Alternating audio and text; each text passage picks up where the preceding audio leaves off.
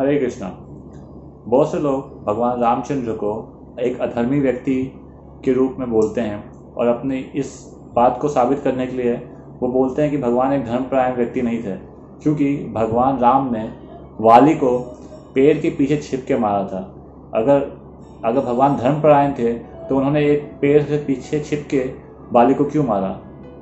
ये जो पूरा का पूरा कांड है, यानी भगवान राम द्वारा वाली का वध, ये किष्किंधा कांड में आता है वाल्मीकि रामायण के।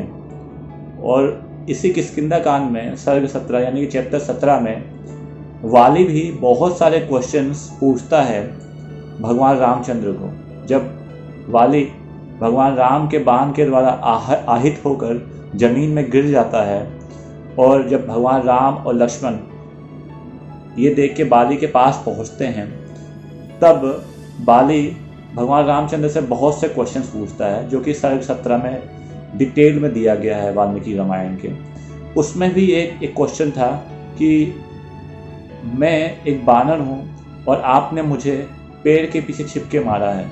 ये एक तरह का अधर्म वाला कार्य है और आपने ये अधर्म पूरा वाला कार्य क्यों किया? आपका जो धर्म परायणता है ये बहुत, इसकी गुणगान चारों दिशा में फैली हुई है, तो आपने ऐसा अधर्म वाला कार्य क्यों किया? ये भी एक क्वेश्चन वाली भगवान रामचंद्र से पूछते हैं। तो सर्ग 17 में वाली द्वारा पूछे गए सारे सवालों का जवाब भगवान रामचंद्र सर्ग 18 में यानी चैप्टर 18 में देते हैं किष्किंधा कांड के।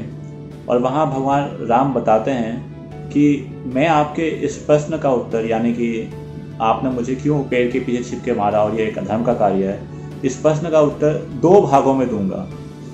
पहला भाग, मैं क्षत्रिय पुत्र हूँ और महाराज भरत को रिप्रेजेंट कर रहा हूँ। महाराज भरत इस समय पूरे विश्व को रूल कर रहे हैं और मैं महाराज भरत को रिप्रेजेंट करते हुए इस पूरे जंगल को रूल कर रहा हूँ, क्योंकि एक क्षत्रिय का धर्म है कि वो जहाँ पे भी जाएगा राज करेगा। और अगर आप अपने आप को वानर समझते हो तो एक वानर और एक दूसरे जानवर को एक क्षत्रिय पीछे से छिप के शिकार कर सकता है, इसमें कोई अधर्म नहीं है। और अगर आप अपने आप को एक इवोल्व पर्सन समझते हो, एक मनुष्य के समान या मनुष्य से बढ़ के समझते हो, क्योंकि आप अभी बात भी कर रहे हो मनुष्य की तरह, तो अगर आप अपने आप को एक इवोल्व पर्सन ही समझते हो, तो भी आपने अपने भाई सुग्रीव की वाइफ रूमा को जबरदस्ती अपने कब्जे में लेके उसे भोग कर रहे हो। तो जब एक धार्मिक व्यक्ति, एक मनुष्य दूसरी की धर्म पत्नी को जबरदस्ती अपने भोग में इस्तेमाल करता है, तो वो एक जानवर से बढ़कर कुछ नहीं है। तो उस केस में भी आप एक जानवर हो, तो मुझे उस केस पे भी आपको मारने में, पीछे छिप के मारने में कोई गलत नहीं किया मैंने आपका।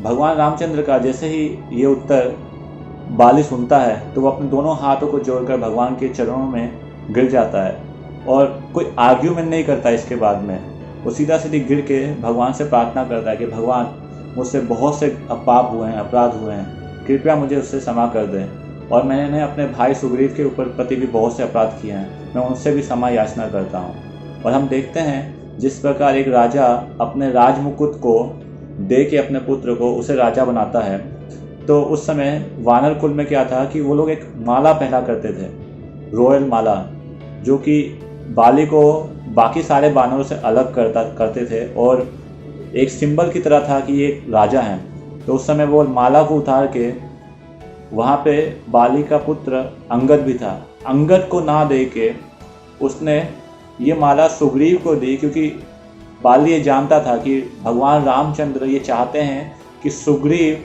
वानरों का राजा बने।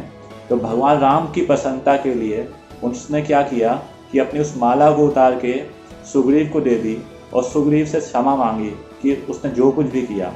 और साथ ही साथ अपने बेटे अंगद को भी बुला के बोला कि जिस प्रकार आपने आज तक मुझे फॉलो किया है, मेरी बात को पालन किया है, मैं आज के बाद आपको सुग्रीव को देता हूँ। और सुग्रीव को बोला कि आप मेरे बेटे अंगद का पूर्ण रूप से ध्यान रखिएगा। हरे कृष्णा। मैं आशा करता हूँ कि आपको अपने प्रश्न का उत्तर मिल गया होगा। और अगर आपके दिमाग में भी कोई भी प्रश्न है महाभारत और रामायण को लेके, तो आप प्लीज़ इस वीडियो के कमेंट पे आप ये क्वेश्चंस अपने क्वेश्चन रख सकते हैं। हम पूरा प्रयास करेंगे उसका एक वीडियो बना के आपके क्वेश्चंस का उत्तर दें। हरे कृष्ण।